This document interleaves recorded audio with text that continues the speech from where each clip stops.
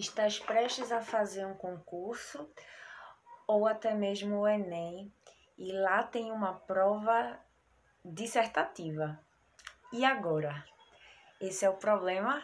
Pois eu vou te explicar melhor como fazer a bendita redação. Primeira coisa, é muito importante você procurar se informar. Ah, Rita, isso é muito clichê. Todo mundo fala sobre isso. Pois bem, meu querido, preste muita atenção aqui. Como é que você vai falar sobre um assunto e, pior, como é que você vai ter opinião sobre esse assunto se você não conhece sobre ele? Você já parou para pensar sobre isso? Pois é. E como você não sabe qual é o tema que vai cair na sua prova, isso significa que você precisa estar o mais bem informado possível. E como é que você pode fazer isso?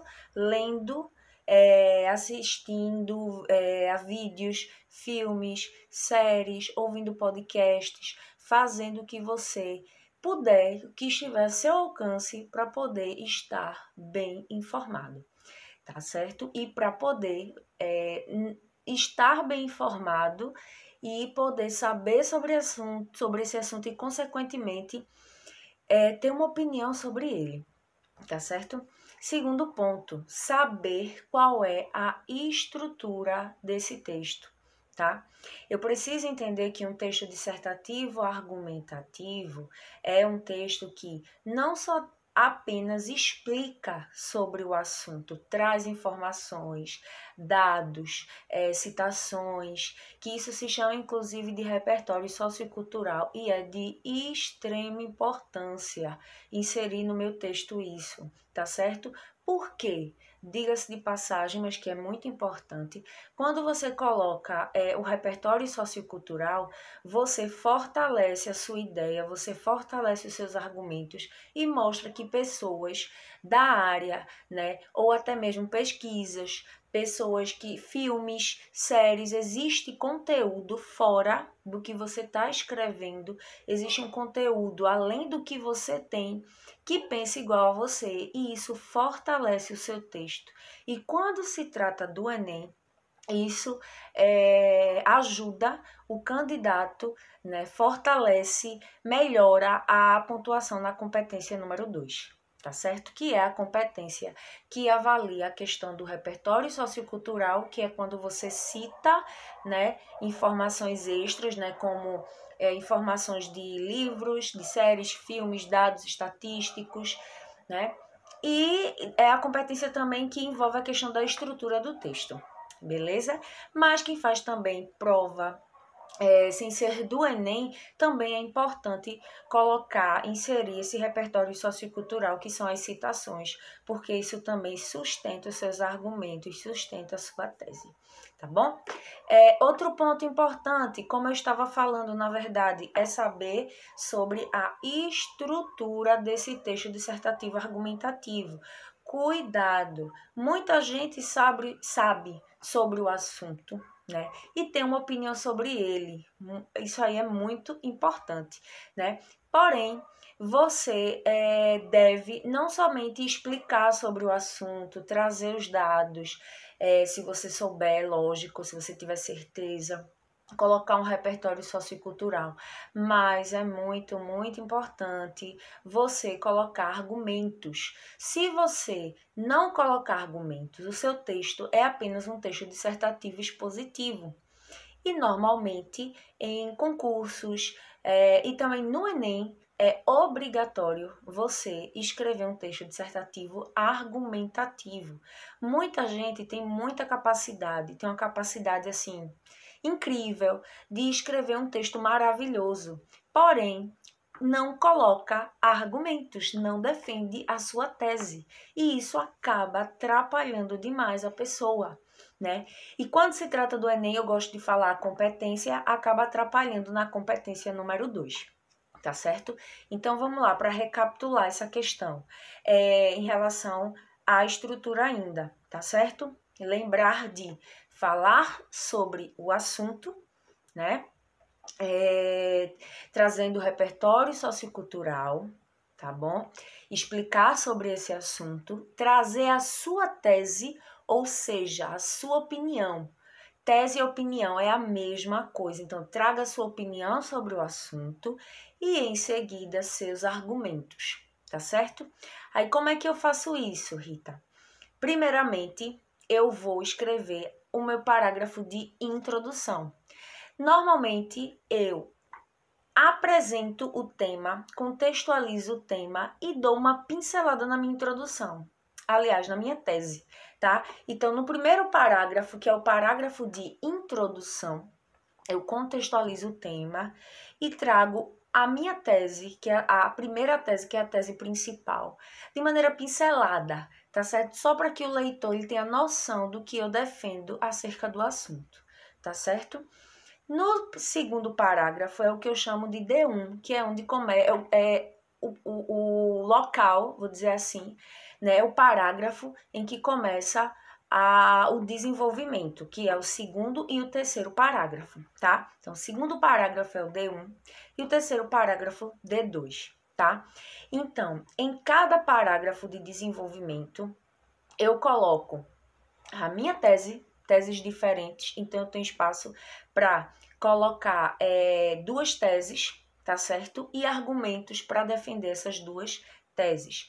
Então, eu posso colocar teses diferentes, duas teses num parágrafo só, a não ser que sejam muito parecidas, mas o ideal é colocar uma tese em cada parágrafo. Rita, eu posso escrever 3 parágrafos de desenvolvimento? Pode, mas só faça se você se garantir muito, se for 3 teses muito boas, tá? O ideal e o mais comum é escrever 2 parágrafos de desenvolvimento. Lembrando que no D1 você traz uma tese, explica sobre ela e traz seus argumentos. E aí você pode embasar com um repertório sociocultural.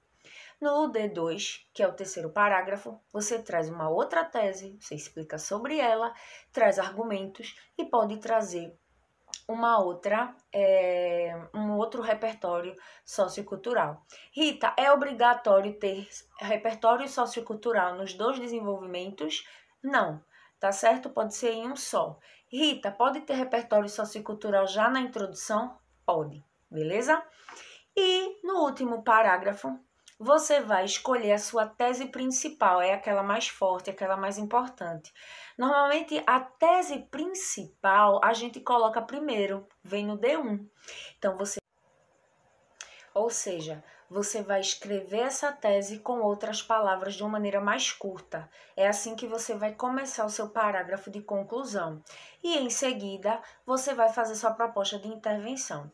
Rita, eu estou fazendo uma prova de concurso. Eu preciso fazer uma proposta de intervenção? Normalmente não é obrigatório. A proposta de intervenção é algo obrigatório na prova do Enem. Nem no SSA é solicitado. Mas é interessante você fazer porque mostra que você não somente falou do problema, sobre o problema, mas você tem uma ideia para que aquele problema, né, possa ser resolvido. Né? Você tem uma proposta para que aquilo possa ser resolvido. Então, você pode sim, independente da prova que você for fazer, se você vai fazer um texto dissertativo, argumentativo, é interessante sim. Agora, se você decidir não fazer uma proposta de intervenção, é só você fazer uma paráfrase maior da sua tese. E aí você pode pegar as 2 teses, né, dos 2 parágrafos de desenvolvimento e parafraseá-las, para poder então concluir o seu texto, tá certo? Lembrando que tanto o parágrafo de introdução como o parágrafo de conclusão são parágrafos menores, tá certo? Evite repetir as ideias, as mesmas ideias, seja objetivo, seja específico. Use conectivos não somente para ligar períodos, né, dentro dos parágrafos, mas também para ligar os parágrafos, né, no início de cada parágrafo. E prestar atenção também no sentido desses conectivos, tá certo? Se você tiver dúvida em relação ao sentido dos conectivos, não use, tá? E uma coisa muito importante também é você variar no uso desses conectivos, tá certo? Use sinônimos de conectivos, tá? Mostre para o seu corretor que você sabe usar conectivos e domina o maior número de conectivos possíveis. É claro que na medida que você deve usar, tá certo? Com cautela, tá bom? E sobre a questão da proposta de intervenção, como é que a gente pode montar? Então, é importante prestar atenção nisso. Primeiro, sabendo qual é o problema, a gente precisa pensar no seguinte. Eu gosto sempre de falar para o meu aluno o seguinte. Lá no rascunho, vamos pensar no seguinte.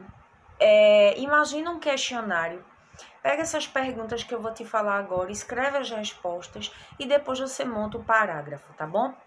Primeiro, quem é que pode resolver o problema para essa questão, para esse problema apresentado, né? Pensa em órgãos, né? É o governo federal, é o governo estadual, é o governo de forma geral, né? Quem é que pode resolver, tá certo?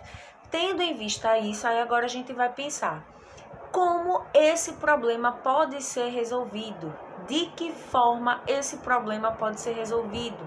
Então você vai explicar. Quando a gente diz que a redação é um texto objetivo, é na questão de você evitar a repetição das mesmas ideias com outras palavras, né? A redundância, tá? Mas na parte da proposta de intervenção, você pode escolher uma dessas perguntas e detalhar um pouco melhor, tá certo? Então, quando eu pergunto de que forma isso pode ser feito, você pode explicar um pouquinho melhor, detalhar um pouco melhor, tá certo? Então, quem vai fazer, como pode ser feito, né? Você também pode explicar qual é o objetivo, né? Qual é o objetivo dessa ação ser realizada, né? Para que isso vai ser realizado, né? E antes de falar o objetivo, a finalidade disso ser realizado, você pode dizer também o porquê disso ser feito, o porquê de resolver isso, tá certo? Então, se você responder essas 3 ou 4 perguntinhas e escolher uma delas para poder explicar melhor, tá certo? Você já vai ter montado aí uma boa proposta de intervenção. Tá certo? Seja específico, evite termos vagos como coisa, evite estar falando atualidade, a não ser que você esteja falando, falando de um contexto histórico até a atualidade, né, até os dias atuais. Você não precisa usar esse tipo de expressão porque os verbos do seu texto já estão no presente, o que indica que é um assunto atual, tá bom? Então, espero que vocês tenham entendido. Fala pra mim, comenta, tá bom? E é isso, gente. Até a próxima!